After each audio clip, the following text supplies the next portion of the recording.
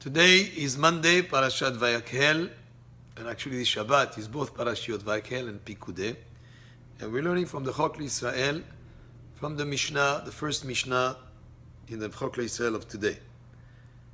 En sochatim et haperot leotzi mehen mashkin. On Shabbat, we're not allowed to squeeze fruits in order to extract their juice from them. There are specific types of activities that are forbidden to do on Shabbat. One of them is dash, which means threshing. In this case, squeezing out the juice from the fruit is also one of the activities that is not permitted to do on Shabbat. Ve'im yatz'u me'atzman asurin. What about if the juices flowed on their own? They came out not because we squeezed them. He had some pomegranate seeds or some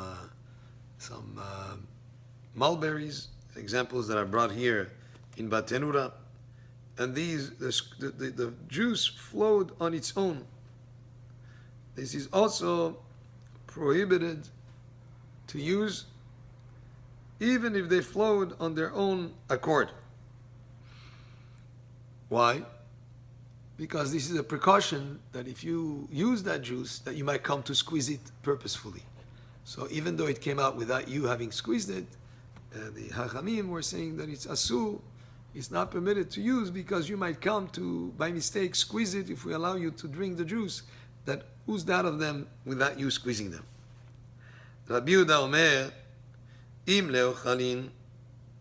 Rabbi Yehuda says, if you purchased or gathered those fruits for the purpose of eating them, then whatever flows from them is permitted. Since anyways, his intention is to eat those fruits, not to squeeze them and make them juice. Sometimes you could buy, let's say, oranges for eating, or you could buy oranges for squeezing. So if you have those fruits for the intention of eating them, then even the juice that is inside the fruit is considered to be like food, and you're not going to come to squeeze the fruit, because anyways you bought them in order to eat them, or you gather them in order to eat them. Then that's why the fruit, the juice that flows out of those fruits would be permitted. By the way, the commentary here says that this is the exception of olives and grapes, because even if you want to eat them, typically this type of fruits, olives is made, we make from it oil, and grapes we make from it wine. However, if you acquired or you bought or gathered those fruits like mulberries and pomegranates for the purpose of their juice, then asur. Then whatever comes out of them would be not permitted to drink. Chalot devash. What about honeycombs? And the honeycombs is a kind of a solid, and it has in it this honey, which is a liquid. Sherisekan me'erev Shabbat. What about if you crush them to release their honey before Shabbat started?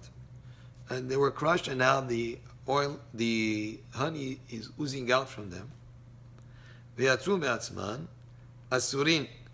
Hachamim say that it's forbidden to take that honey on Shabbat and use it, because you might come to crush it on Shabbat. Even though you crush it before Shabbat, if we allow you to take the honey that oozed out from them on Shabbat, you might come to do it in the first place on Shabbat. However, Rabbi Eliezer disagrees and matir and permits it. And by the way, the halakha follows Rabbi Eliezer. We're not concerned that he might come to crush them on Shabbat, to crush the honey comes on Shabbat. We say, since they were crushed before Shabbat and the honey oozed out from them, you'll be permitted to use that honey on Shabbat.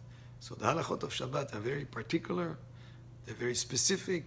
There are 39 categories of forbidden activities, and within these categories there are subcategories, and there are sometimes differences of opinion, as we saw in this Mishnah, but in general, we don't squeeze fruit on Shabbat to have a juice made from it. There's only one exception that is permitted by many poskim, and that exception would be the lemon. Let's say you squeeze lemon onto food, and you squeeze lemon in general, because the lemon to be used as some sauce to put on the salads, they'll be okay, because anyways the lemon is not considered to be a liquid, but rather something that people use together with the food that they eat. But there's a lot more to it, but this gives us an indication of the subject of juice coming from a fruit on Shabbat, and it's something to be careful with. Baruch Adonai le'olam, amen ve'amen.